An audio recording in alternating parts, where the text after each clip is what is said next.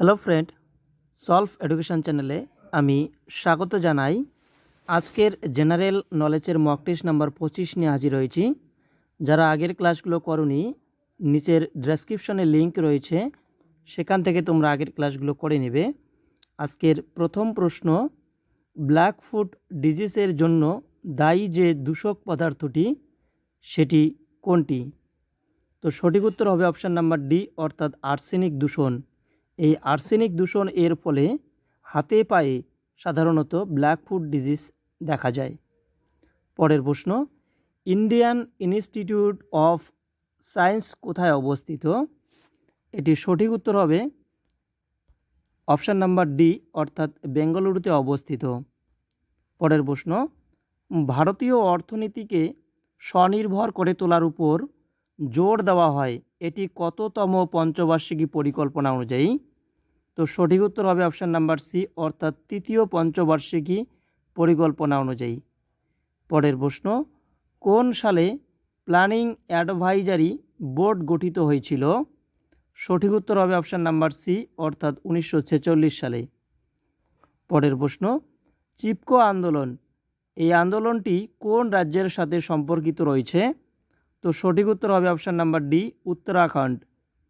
পরের প্রশ্ন, বীজ বাঁচাও আন্দোলন ভারতের কোন রাজ্যের সাথে সম্পর্কিত? সঠিক উত্তর হবে অপশান নাম্বার এ, অর্থাৎ উত্তরাখণ্ড। পরের প্রশ্ন, রাজ্যসভার সদস্যরা কত বছরের জন্য নির্বাচিত হয়ে থাকেন? সঠিক উত্তর অপশান নাম্বার ডি, অর্থাৎ 6 বৎসর। পরের প্রশ্ন, সুরিনসার মানসর হ্রদ, এটি ভারতের কোন রাজ্যে অবস্থিত? তো সঠিক উত্তর হবে অপশান নাম্বার এ, অর্থাৎ জম্মু কাশ্মীর। পরের প্রশ্ন, tata institute of fundamental research, এটি কোথায় অবস্থিত? তো সঠিক উত্তর হবে অপশান নাম্বার বি, অর্থাৎ মুম্বাইয়ে অবস্থিত। পরের প্রশ্ন, 1950 সালে গঠিত প্ল্যানিং কমিশনের প্রথম সভাপতি কে হয়েছিলেন?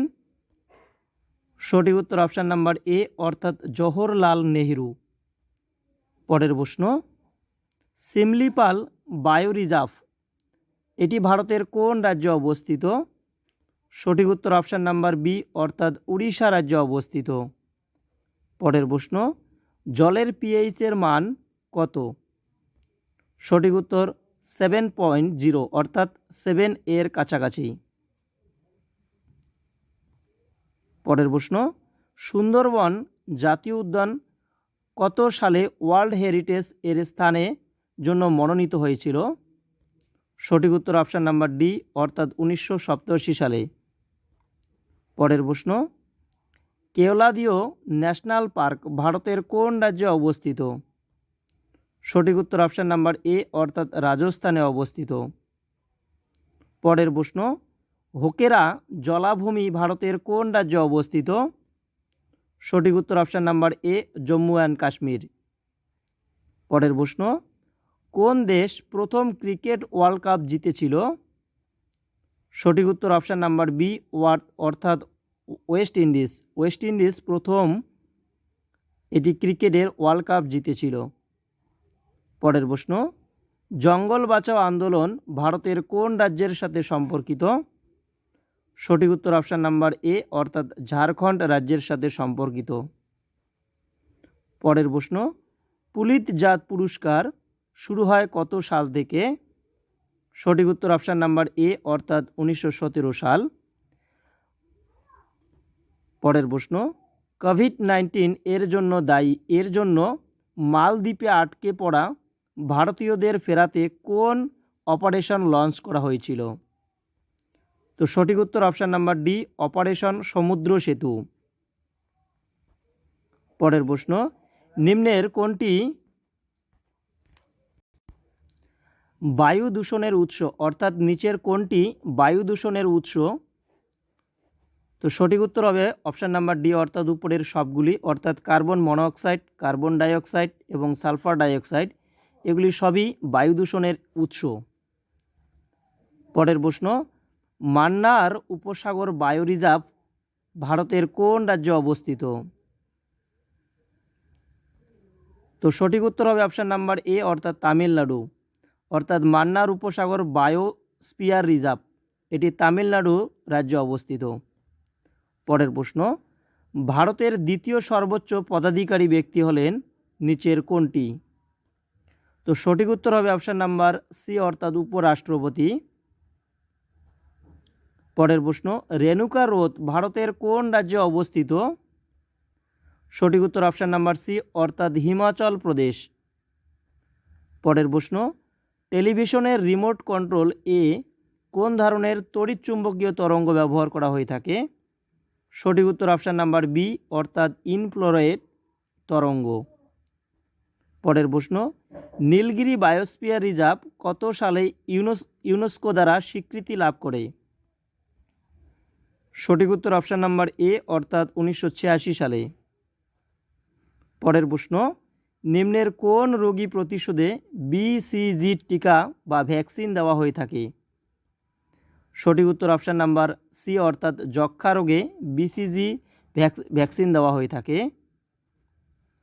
পরের প্রশ্ন, মানব শরীরের কঠিনতম অংশ নিচের কোনটি? তো সঠিক উত্তর হবে অপশান নাম্বার বি অর্থাৎ দাঁতের এনামেল।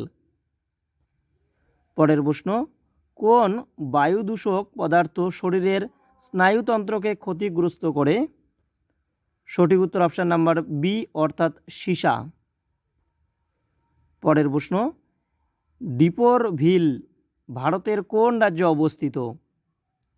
সঠিক উত্তর অপশান নাম্বার এ অর্থাৎ আসাম রাজ্যে অবস্থিত।